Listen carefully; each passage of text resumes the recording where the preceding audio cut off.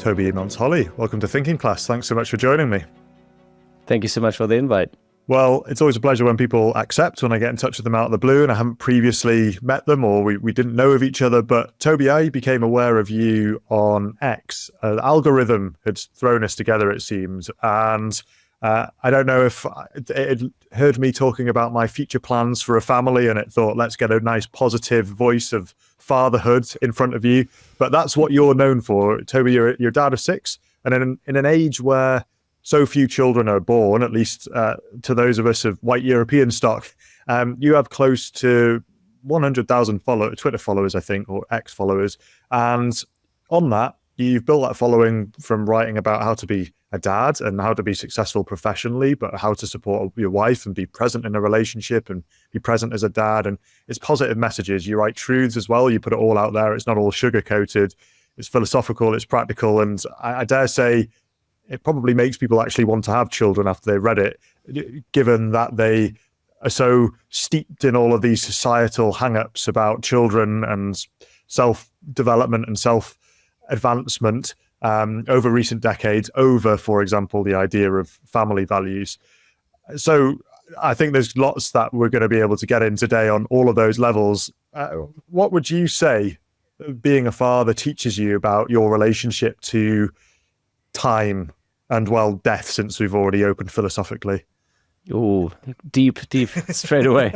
Straight in, don't even warm things up, just into it. Yeah, let's just go.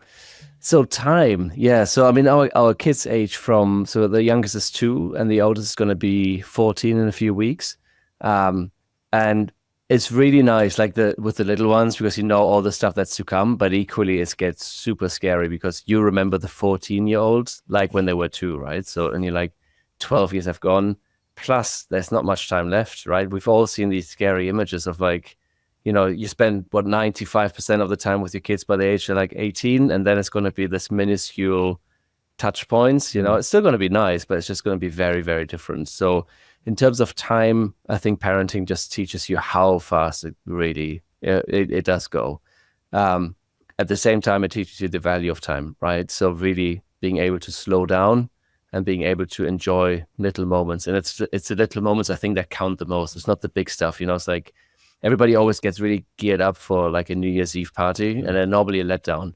But it's the small parties, the ad hoc, like, you know, soccer play with friends that is actually really meaningful. So yeah, I think in terms of time, it shows you how fast it goes, but also how, if you're conscious, how you can slow it down and really enjoy the moments and just go, I know this is going to pass, but I'm going to get as much out of it as I can. And I guess in terms of death, you know, we've had so I don't have any grandparents left anymore. So that flip side, obviously, you know, young kids, and then sometimes they didn't meet my grandparents, and yeah, how fast things go, and actually to realize sometimes we sweat a lot of small things that don't matter anymore in 2 years' time, and we should really focus on the stuff that does matter. You are also, besides being a dad of 6, you're a CEO of a company, and you've talked a lot there about slowing down and being present and not sweating the small things. That sounds like quite a task with what's going on there. What do you do to be able to remain present and slow down? Is that something that you've had to form consciously over the years? Yes, for sure. So I'm not going to lie. This is obviously it's difficult. And there are certain things that can happen in a business, whether it's finance related, HR related. I mean, you know, you could have a PR thing on your hands or whatever, which will just pull you in, and you'll just go all out, and you'll just be focused, and you wake up in the middle of the night and you think about stuff. But actually what I realized, and I've just actually gone through a phase where it's been very, very stressful, and it had a huge impact, both physically and mentally, where I wasn't happy anymore I still like doing the job, but I realized that I was giving it too much attention and I wasn't setting boundaries. So I think that bit is really important, of setting a boundary and saying, I know this is going to be, like, this problem's still going to be there tomorrow, right? So one of the things that I try and do to slow down is actually, so instead of being always just on in the office and typing away emails, where possible, make time to be with the people on the ground that do the work that we do. You know, we support people with disabilities, and actually spending a day just in a workshop, spending a day with people and just being present. And that gives so much fuel to everybody, mostly for me, just to really be part of it again, and saying, do you know what, I know there's emails waiting, I know people want my time, but this is why we're doing it. And actually slowing down and sometimes saying not now but later to an email just gives you so much peace, because it's going to be okay. It really is going to be okay. And how do you maintain that same kind of mindset when you return back from the office, or you close the laptop lid at home, to walk into your house with your children and to give them what they need? Yeah.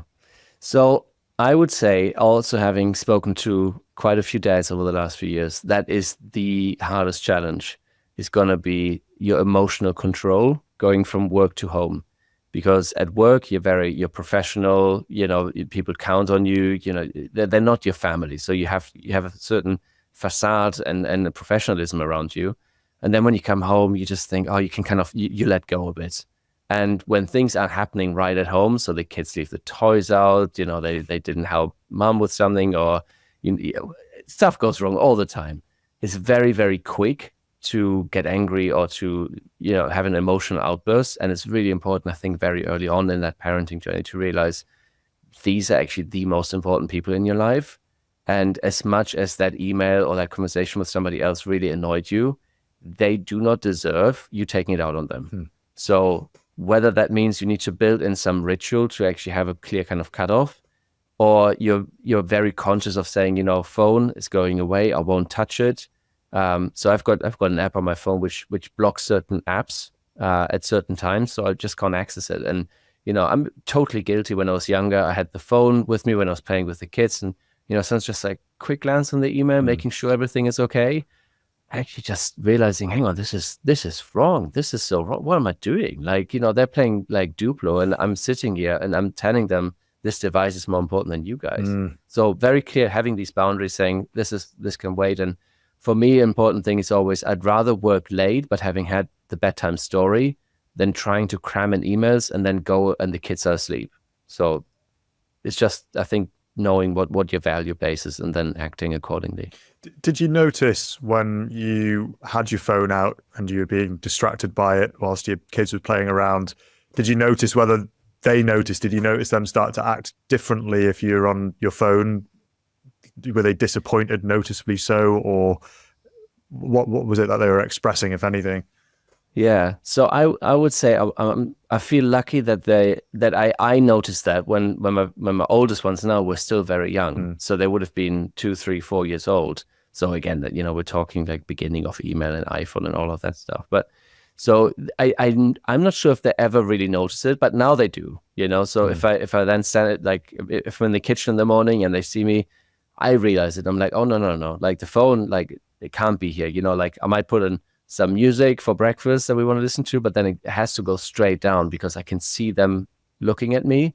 And the oldest has a phone now, so I can't tell him to not be on his phone next to his siblings. In the meantime, I'm scrolling away, So I think luckily they didn't realize it when they were younger, but I realized it because I think videos started popping up when you saw the difference in kids, and when you see somebody else do it, it's so obvious. You go, how could you ever do that? There's your child playing with you, but it's so easy because you're so busy, you're so in your own mind, and it's like, yeah, for me, it's boundary setting, really, really clear. Like, yes, it doesn't feel productive doing like building a Duplo train for the 100th time, but it's actually this is better.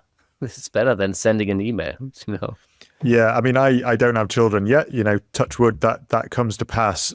But I always find that in the times that I consciously step away from whatever I'm doing, whether I'm preparing for a podcast or whether I'm reading voraciously or whether I'm thinking I've got to get exercise in or whatever, is that just going away and doing something kind of normal, either sitting with almost no inputs at all or sitting with a book and a pen and writing stuff down on a notepad, or doing things that don't feel like they're connected to the thing. And I can't talk about parenting right now, but I always find that when I get back into whatever the thing was that I had continually been distracted by, that when I've stopped being distracted by it, I'm much better at it, having gone and done that other thing.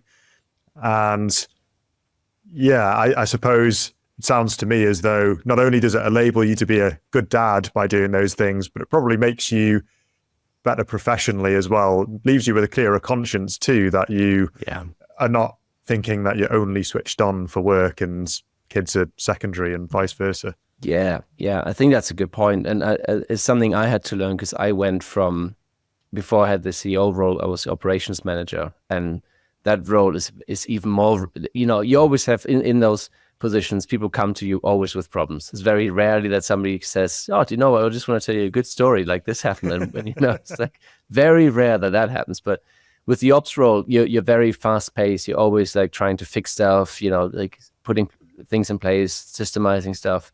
And then with the CEO role, it's like, actually, hang on, you now need to create this barrier, this boundary in your thinking, even just to say, okay, these are all the problems. I'm gathering the information, and then I need to make space to actually just let it settle, think about it, analyze it, and just slow down a bit. So in that, it's very similar to parenting. This slowing downness to actually be a bit more strategic and work is, at home, slowing down means to be more present. So they have a slightly different outcome, but the practices are very similar, I would say. I'm tempted to jump back into the philosophical strands again, because when I've read your posts on X and when I listen to you talk, it seems to me like there could potentially be a bunch of influences sitting behind there. Sometimes you sound stoic, memento mori, remember death. Sometimes you sound almost Confucian. Sometimes you sound like there's a Catholic influence there, which is, let's live a good life to have a good death. And I wonder whether this is something that you've learned as you go. You've learned through examples of being a father to a son and a daughter, or whether there's been a kind of cooperative forming of learning through experience, but then you're getting these precepts from the ages. Is there anything that you do philosophically, or are you religious, that forms this character, this approach? I wish I could say that I'm really well read in philosophy. I'm not. I did philosophy a bit at high school, but very, very minimal, just for one semester. So I can't really. So upbringing, I was kind of brought up Catholic, but I deviated from that very, when I was a teenager. I just didn't follow it anymore. So there's, I think, certainly a spiritual element in my worldview that is still not defined. I still couldn't really put a name on it or define it. No, this is very much experience led. What I'm saying here. Well, I think you probably a standing example for why not to be too bookish in life. I mean, I've become a bit guilty of that myself. And when I remember having a conversation with my fiance's dad and my fiance's mum, and her mum had asked me, why do you read so much? Why are you always? And I said, I feel like I'm trying to mine wisdom from the ages. So when the day comes that I can, I've got a son or a daughter or both, that I'm able to steer them on the right path. And they were like, that's commendable. And Jerry, my fiance's dad, said, yeah, but I also think you're a good man, you're good character, and it's through examples rather than precepts that work. And that's a very philosophical concept. The idea of example before precept is actually you just need to set a good example, that they will figure out the world by watching what it is that you do and how you respond to them and to other people and your conduct. Is that something that you have noticed? So you mentioned there are times where you'd be angry or a bit stressed. Is that, do you see the difference in how they respond to you and your relationship with them changing depending on how it is that you act in the world, and see them becoming like mini Tobis along the way? Yeah, big time. And I would say, I mean, this is quite personal, really. But one thing I've noticed is that it was a really harsh realization.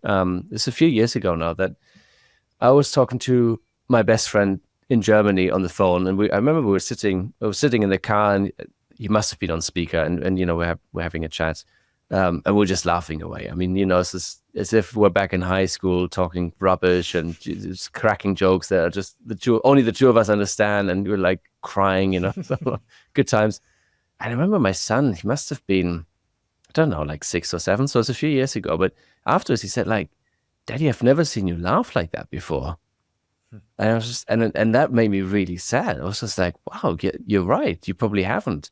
And it's only increasingly gotten harder, I think, with the more kids that entered the house, because there is just the sheer amount of laundry, cleaning, arguments to sort out, scheduling, taxi journey. It is just like, it is never stopping. And even my parents don't get it. My dad just doesn't get it. Like how much that means. Like 6 kids is just like it's a lot to do. And with that comes though that you're always like next thing, and then if you don't build in fun in that, very quickly your kids will only see you as that, like, I don't know whether it's aggressive or whether it's just not fun dad. It's just this person that's always running around and then shouts at somebody for having left something here, and then directs somebody to do something here. And that's all they see. And in your mind, you're like, I'm not this person, but it's just what the environment is dictating. And again, it's about setting boundaries so that, when the other day I had flip-flops on and my son was playing basketball outside and he was like, oh, do you want to play? And I'm like, of course, like, yes, I could be, finishing the laundry. I could be doing something, doing the dishes, whatever. It's like, that can wait 10, 15 minutes. Normally that's a bad thing when I say I play basketball with him, because it ends up being an hour. But equally, it's a good thing. So, so the notion that I think for kids is very easy to see you in a very not in the light that you want to be portrayed in. And fun is another thing that I've found with a lot of dads is something that can quickly go out of the window, because you stop hanging out with your friends as much. There's so much pressure on you. You're whether mom or dad, you're providing, you're looking after a human being, you're trying to carve out time for yourself. It becomes all serious very fast, and you need to actually find a way to build in a bit more fun in your life. Do you notice between your wife and yourself whether there's different ways that you typically find yourselves having fun with the children? Do you both have, is one of you tends towards sport and the other towards, I don't know, silly games, or do you notice a difference? Yeah, my wife is way more outgoing than me, like way more. Like she will just come up, she will probably hate me for saying this, but she'll just come up and do like a silly dance in front of the kids, and like start singing, and it's just like, she will just do that, whereas whether that's German or if it's in me, just a bit more cold, so I need to warm up a bit more to crack something. But yeah, but with me, it's definitely more sports. So I will do that. I'll do more sports. But I find also with the kids getting older, I can share more of my humor with them, and I can share like movies with them. So with the oldest one, I've watched Dodgeball, one of my all-time favorite movies. And that's like, it's a very different thing now. Like he can enjoy that silly humor, and you can see how much I love it. And yeah, so it's quite cool. Yeah, I think there's definitely, I feel like you're always attached to your mum, or you're more frequently attached to your mum. It's much easier, and it takes ages before you start getting connected to your dad. And I feel like those years when you start to mature a little bit, you're a bit switched on, you're starting to get adult humor. Yeah. And you can be a conversation without it just being, the usual infantile look at me stuff. And then you start to connect. A friendship starts to grow besides which I feel like it can't really exist before, you start getting to those teen years where you're starting to try out being a man. Yeah, that's right. Yeah. And do you find between your wife and you that there are typical things that you're called upon to do, or that you both naturally start inclining towards with regards to the things you do within the relationship around the house for the kids? Do you mean in terms of like tasks that we do, like one thing that one does more than the other? Yeah. So yeah, I think we've got a good split. I mean, we can certainly cover for each other. That's been, I think we've always been good with that. And I think the reason being I met her on the first day when I arrived here in Edinburgh. So we've lived and worked together from day one. So we always had that relationship. So kind of working and sharing workload is always goes quite easy. But yeah, I mean, we've got natural splits. Like she's really good at looking. I mean, the laundry is it's an insane amount of laundry. Like it gives me anxiety seeing the mountains of ironing and laundry that are on our bed every day.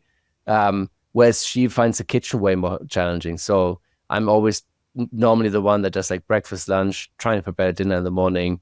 Very happy to do the dishes and that sort of stuff, and cleaning in the living room, kitchen area much more. And then she's much more focused on, but she's got all the stuff. So she's not just laundry, but then she's got all the things that the kids need, and play dates, and whose birthday it is, and do we have a present for this person yet? And there's a teacher present here, and then there's this permission slip for this school trip.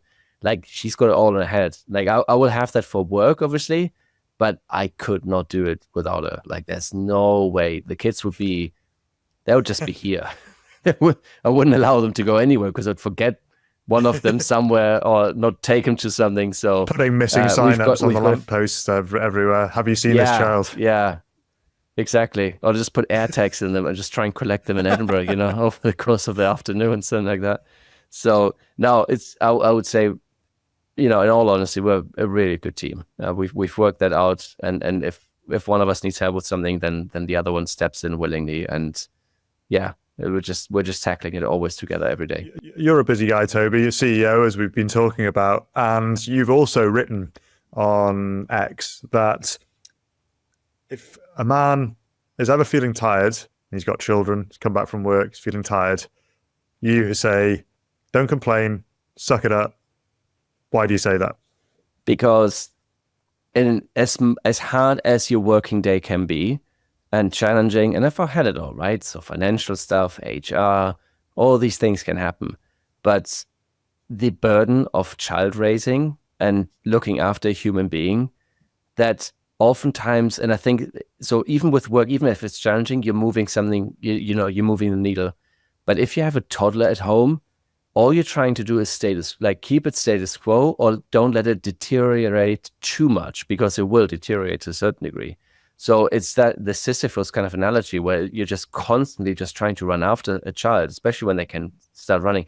They will pull things out, they will hurt themselves, they will smear yogurt over the couch, they will then take a Sharpie and draw on the wall, and you're just constantly in the meantime, you're trying to do the dishes, it's so heartbreaking and so hard. And then you're trying to make little time for, having snack with them, singing with them, reading stories, maybe going for a walk. It's so much harder, because it's all consuming. It takes all your energy, and I think constantly, at least that's what I get from my wife, you will always feel guilty that you didn't do a good enough job, because something wasn't done, or you didn't have enough time for craft activities on top of all the other things. So it's this constant sense of like, am I good enough? It's, I think, way more present in that. So I don't have that at work. So as much as it sucks, it's like, I just find like looking after kids at home is way harder. So even if it's the flip side, right? So if the dad is at home and the mom goes to work, I would say whoever stays at home has the harder job. Yeah, you have written and spoken about that before, which is, you're in more of your wife because of everything she does. And I suppose that effectively being the social organizer for all of the children, keeping everything going, and probably a social organizer for the household, plus all the other things. I mean, that is a very taxing thing to do. I do tend to find, and I noticed this when I met my now fiance, is women do have a knack for keeping the social life going. I mean, men, we have friends, but they're definitely in smaller number to women.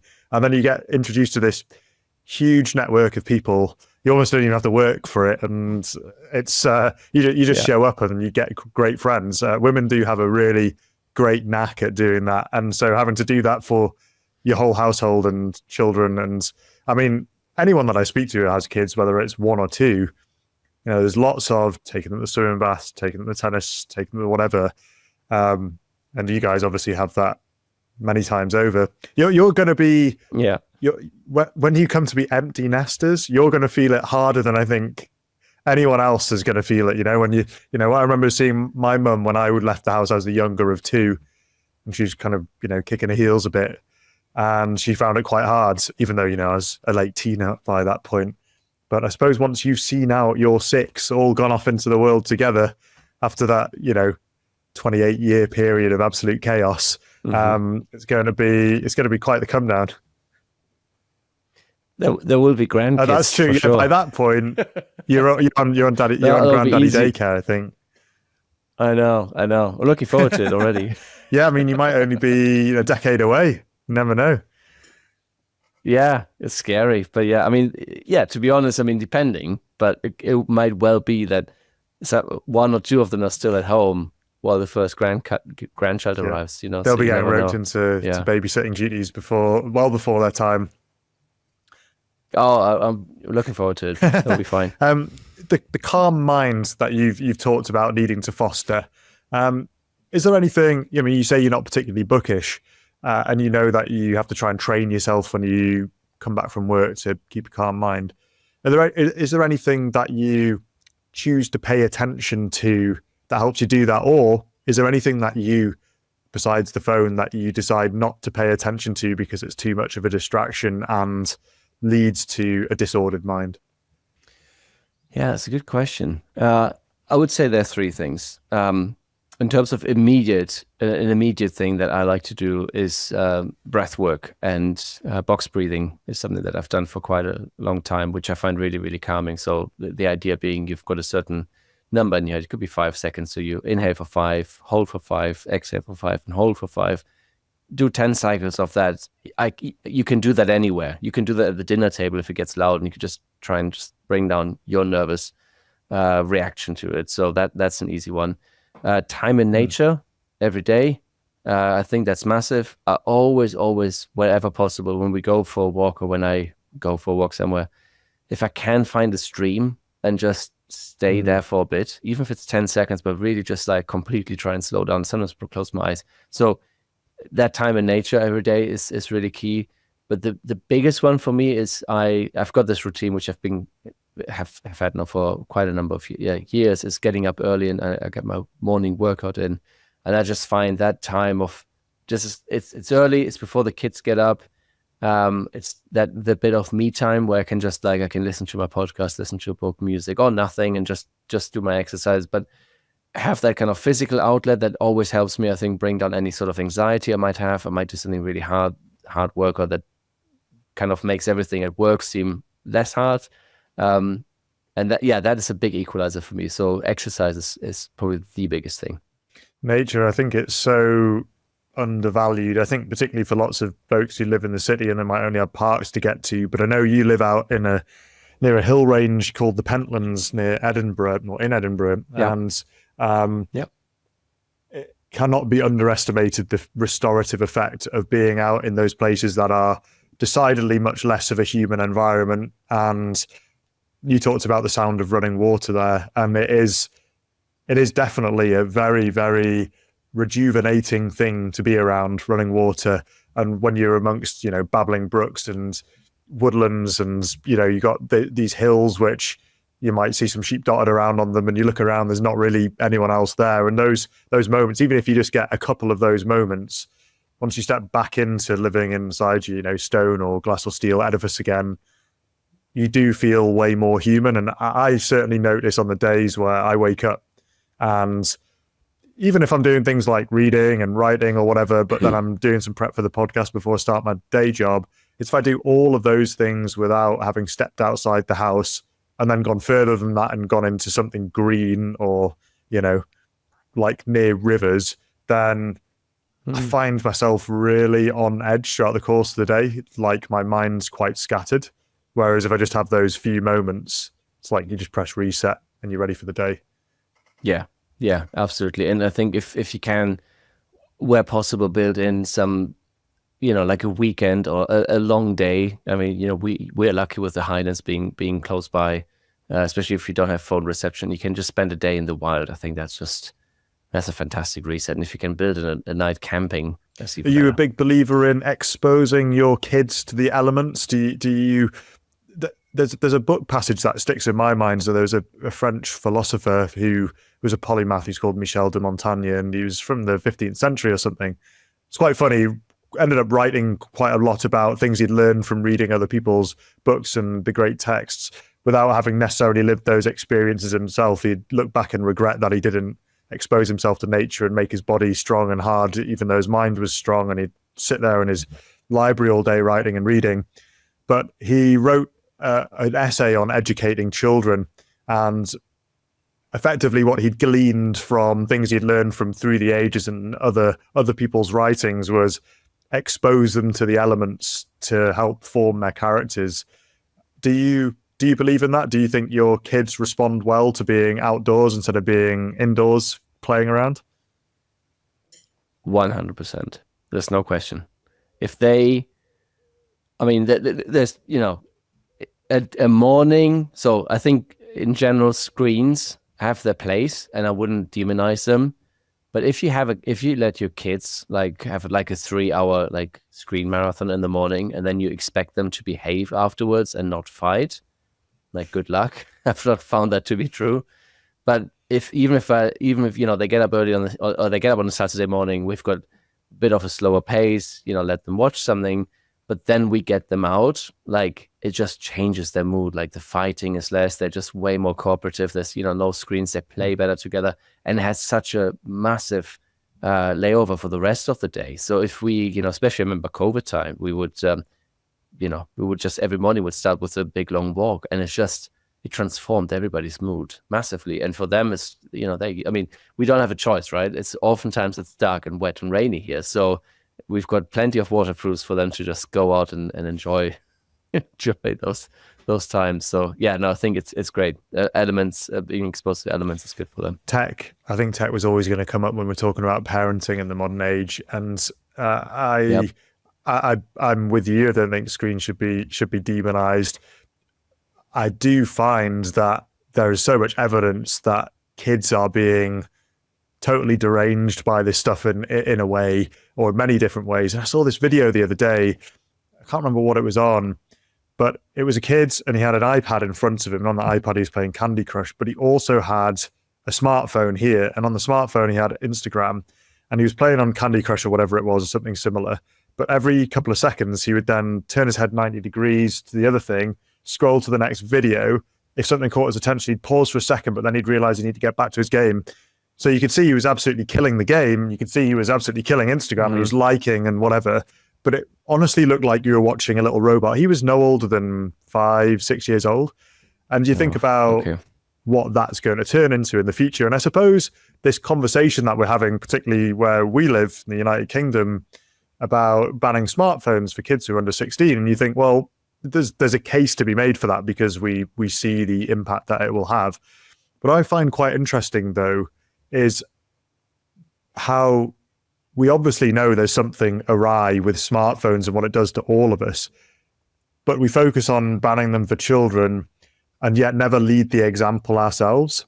And adults seem incapable, en masse anyway, of being able to keep their phones off meeting desks or meeting tables, or out of classrooms if they're teachers, or wherever in the workplace, or even just sitting amongst friends at the dinner table. And now what we're trying to do is, let's just ask the government to bring a law out, and hopefully that'll save our children, but we're not going to stop the addiction ourselves. And watching this develop over the years, I remember when smartphones came out, as you were just talking about earlier on with your first son, it wasn't even like iPhones had taken over then. I was working in Curry's one time on the high street in Manchester, another time in Newcastle. And one of those stints working in those shops, the iPhone had come out. And I remember I went from being able to have conversations in the staff room, and everyone was talking about, the big topics of the day, of the ages, right? We had people of all faiths talking about religion and atheists talking about it. We're all minimum wage workers. We're all talking about everything going on in our lives.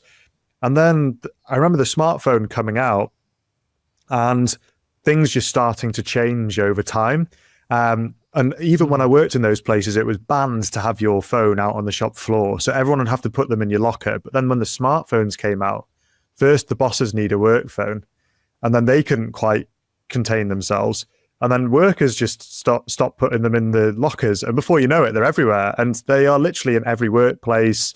They can't be kept out. And so it makes me wonder, when we kind of know that there are lots of kids, those 90-degree swivelly kids at 5 years old, all they've ever known is screens. We know we're killing them, and yet we can't seem to stop ourselves from doing it. So it sounds like it must be a constant battle to know what's the right level. And you sound like you got it pretty much nailed down, which is I know not to be just pulling my phone out. It goes over here in those moments. Do you find yourself constantly battling with that? Yeah, I mean, I still fail, so I don't want to pretend that I'm some sort of guru Yeah. who gets it right, you know? Like, I'll definitely be on the phone more than I want to. I mean, so as I was mentioning earlier, I've got this app, which for me blocks socials between 9 o'clock at night and 7 o'clock in the morning, and then again between 9:30 in the morning and 11:30 in the morning. And it blocks them to a degree that I cannot do anything with. I couldn't even delete the app and then bring it back. Like they're gone. I can't access them on my phone. And if I was so strong and guru-like, then I wouldn't need that app. But like we can't battle them. You know, it's too tempting. So I have that app, and oftentimes during the workday, I put my phone on grayscale, so it's black and white, so it's just less appealing. So I know I need these things, and in a way, I found it quite useful that I had to go through that. Obviously, we're the generation that, you know, I didn't have Facebook didn't exist when I was a teenager. I'm so glad it didn't. But then we were kind of bombarded with all that stuff when we were like adults, so we had full access, and nobody told us it was bad for us. But yeah, I've got screen time on for my kids. I've got my son has a phone. He's got screen time on. I think fairly limited. You know, it's got 20 minutes, and then nothing in the morning, nothing in the evening. And if he wants to have something more on the weekend, he'll have to put a request in, and we'll never give him more like than an hour for a weekend. And you know, and he said the other day, like, why do you do that? Like my friends don't. I said, like, look, I have an app on my phone to block it because you and I are not strong enough. We're not smart enough. Like there are people that have developed that stuff that we've got no chance. But, you know, he's really into basketball. I'm like, you can play your basketball game on your phone, or you can go out and shoot hoops or do some sprints. It's like, if you want to make it in that sport, there's only one way, and it's not going to be on your phone. So it's certainly a battle, but I think, as you rightly said, we have to lead by example. And it is quite sad to see, especially with friends, or if you're in the workplace and, you know, it's like lunchtime or dinner time, and suddenly everybody is like on their social feed, and you're like, why don't we just like talk to each other? Like we're here, you know, we've been working, we might as well check in. Like how are the things, how are people at home and stuff? And it isn't just phones. So, you know, it's the same with smartwatches. You know, I've got people that have like work email come ping through on their smartwatch, and you will have a meeting or stamp, and they will just look and kind of scroll through, and you're like, that's equally bad. Like you might as well take your phone out, you know? So yeah, I think, I don't know what it will be, but we'll have to realize that these are tools, but they are, at the moment, they're using us, and we're not using them. Yeah, I totally agree.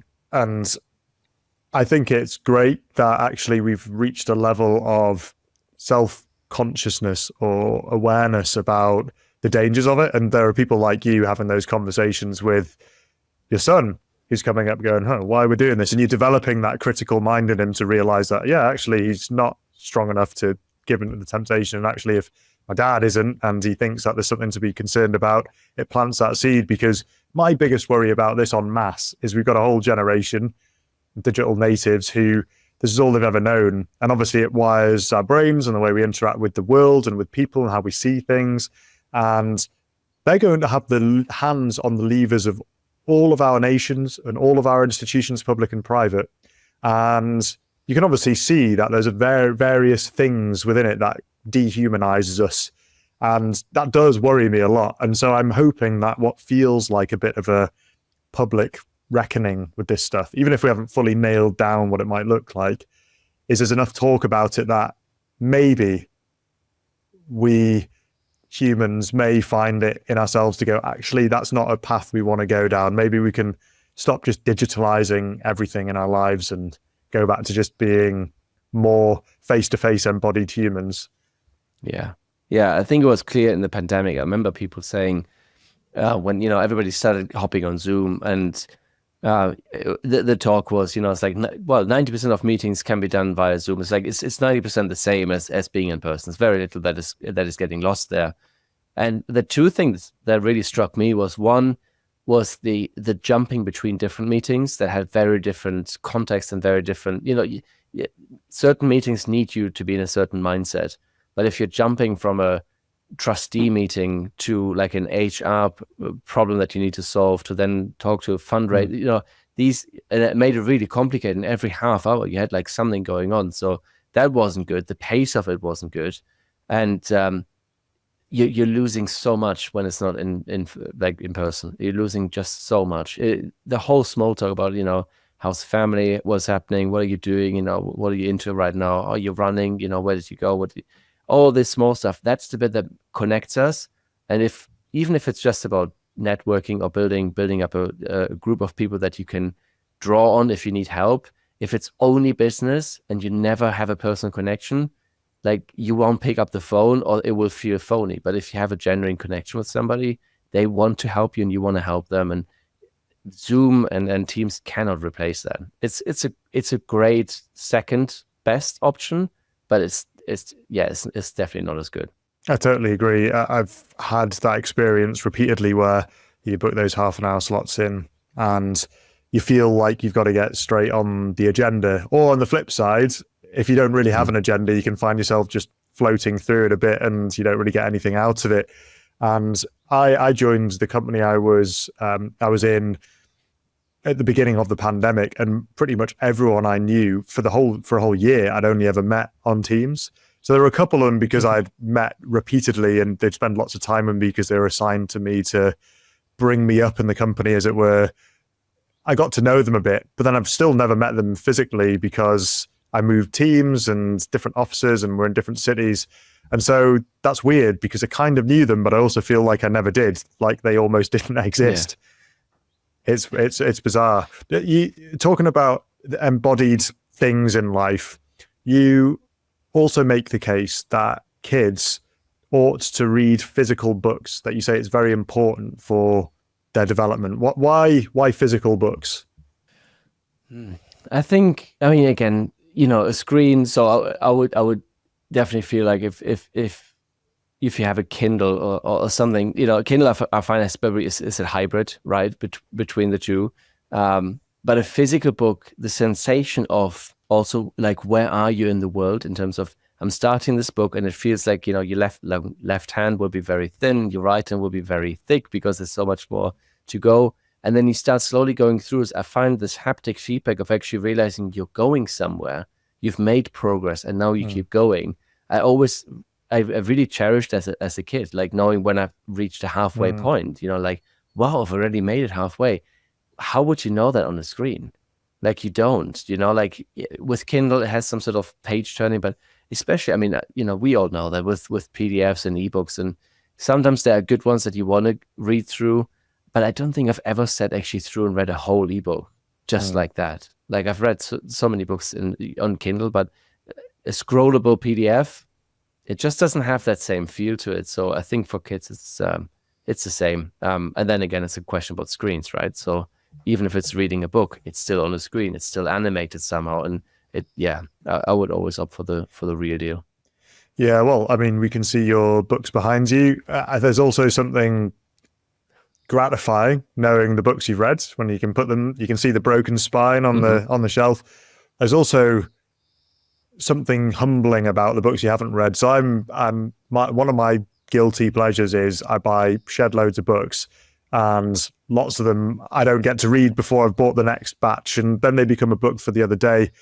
And at least they look good. They make you look learned and well read. I remember reading a passage in one of Nassim Taleb's book. He was a former investor. You're nodding, you know him, and he's exactly. And he ended up writing lots of philosophical books, and he talks about we should all build Umberto Eco's library, which is referencing some kind of philosopher. But effectively, Umberto Eco had lots of books on shelves that he'd never read. He'd have a room dedicated to all the books he'd never read, and it was to remind himself of all the stuff he didn't know. So anytime that you would get through books and think, oh yeah, I know this, and you'd repeat some of the key lines to people, is you can get into this false sense of security that you're actually much more learned than you are. You know, that Dunning-Kruger effect where you know a little bit and suddenly you think you know everything. Whereas if you just got loads of books behind you and you go, oh God, look at those whole 2 shelves. I haven't read those 40 books, but they've been sitting there for 2 years. You realize that you're not actually much of a big shot after all. Yeah. I have not read all of these books, but then again, that section here, all the fiction stuff, that's been read plenty of times. Yeah. I'm Oh sure. yeah. I bet. Yeah. What I'm trying to think of things that you may have thought parenting was going to be like, and it wasn't. What delusions were you availed of? Were there anything that you thought it was going to be and it wasn't, and vice versa? So yeah, so I mean, we touched upon it earlier. One thing being the sheer amount of cleaning, like seriously, is just underrated. And I think back, and I'm I'm at all what my parents did for me, and then I think, oh, good, that like I would say I was a very neat and tidy kid. I really enjoyed my room being tidy, and I'm like, oh, they had it so good. Like I love having it tidy. And then with our kids, there's just so many, and you don't know who did it. They will all blame each other. So it's like, oh no, she left it there. No, he didn't say. So the sheer amount of cleaning is just getting used to. Okay, this is what it's like. Okay, this is just part of the deal, and just wasn't prepared to such a big degree. And I do think then the amount of kids makes a difference. Like with one or two, it's quite clear who did it, who didn't do it. So with many, they get away with more. But I think oftentimes we have a very romantic notion of what we can instill in our kids, and you'll have these times, and you sit by the stream on a tree trunk, and you will instill wisdom onto your children and your values and all of that stuff. And it's actually, that's, I don't know, maybe for some people that happens. It doesn't happen for us, but equally it's so much more enjoyable because you can live life with them. And that's one thing I've always felt is, so we like traveling. It's our thing. It's like we don't have a lot of money, but the money we have, we like to spend on going abroad and experiencing the world together, because we had kids when we were young, so we never did it before having kids. And oftentimes people would say, "Oh, did you take the kids with you?" And we're like, of course we did. Like, that's the worst thing. Why wouldn't we take them? We don't want to make these memories with the kids. So that's the other thing. Oftentimes, because my parents left me with my aunt before, when they went to Vienna, and I stayed with her because it was like, well, it's too difficult taking your one child with you. Like, I've never been to Vienna because they didn't take me. So I would say there's a certain perception of traveling with kids is hard, and 100% long haul flights with babies is not fun. We cannot deny that it will be like a pleasurable experience, but it's also totally possible, and it's way more rewarding having those pictures with your kids and those memories afterwards. So yeah, so two things. One thing I didn't expect, and the other I kind of feel it's a bit of a myth that you can't travel with kids. Yeah, you've touched on it throughout, I think, just through implication, but effectively what it means to be a father is you become in service to the children, to the household, to the greater good. You leave yourself at the door, the ego, your own wants and needs, they become secondary or much further back. What did you find, if anything? It sounds like you got quite a lot still going on in your personal life where you keep on top of those things, but was there anything when you became a father that you realized that actually these are some things that I used to do a lot and now I don't do so much, and I've had to prioritize these things because I just think they're more important? Yeah, a lot of time wasting. So when we were younger, you would have, like, say, series, and you would be always caught up on certain series. So when we were younger, it would be Friends, Sex and the City, whatever it would have been. But you were like, oh, I always know exactly what's going on TV, and I've caught up, or music and the charts, and like, so it would be loads of small things that you filled your time with, and then suddenly you didn't have time for them anymore because you've got kids. But it's also, you realized, where did I let those things dictate my life? Like, they weren't that important. It was sports. I used to be really big into football. It's like, yeah, I'm okay watching it. I'm not anti, but I'm also not. I don't need to like watch it and get aggressive because my team didn't win. Because it's like way more important stuff in life. So I think it's those things. It's just, you get very clear, and you started with it was the time question, right? It's like, okay, you've got a very limited amount of time. What are you going to spend it on? And especially when it comes to like yourself as well as the relationship with your partner, because those two things will be the things that will have the least time available from now on. until the kids are out. So how do you spend the time that you have together meaningfully? And there's an element of certain management of the family unit, whether that's, diarizing stuff and talking about, what's happening here and there, but also strategically, where's life going as a family? So you have to have time for that. You have to have time as a couple. And how do you keep the flame alive? And then time for yourself, because if you lose yourself in all of it and you kind of lose your identity, I think you will not just burn out, but you will become very resentful because then the family has kind of taken everything from you. And that does happen. And I think you just need to be conscious of, okay, what can I do, even in minimal doses every day, that I just have a bit of something that makes me, makes me grow, makes me develop. And yeah, there will be seasons in life, and there will be seasons within the year when you have maybe more time for it, and sometimes you have less. But I think that it's important that microdosing of these small things that have boundaries for relationship and yourself, that you put them in place. Tobi, I think you are presenting a very positive vision of fatherhood, what it's meant to be, but also why not to be cowed in the face of it, even if it comes with all of the warts and all that you talked about, that it's not all roses. You can think it's going to be hallmark moments throughout. And so I hope you keep on doing what you're doing. Before I let you go, one question I like to ask all of my guests is, what have you changed your mind about throughout the course of your life or recently? And what was it that made you think differently? So I would say the biggest thing is that who you know matters. I used to think I used to think that wasn't true. I used to think that if you work hard and if you do a good job, like, things will get presented to you and good things will happen to you. And that is probably true to a certain degree. And the reason I thought that, because I always thought of this networking and what people do as very false. And you're just in there for yourself and you're just trying to get to know people that can help you further along in life. And so I really didn't like that. I liked really strong, real relationships. But I think by being so anti-networking, I didn't take opportunity to actually get to know some people better and actually build proper relationships with them.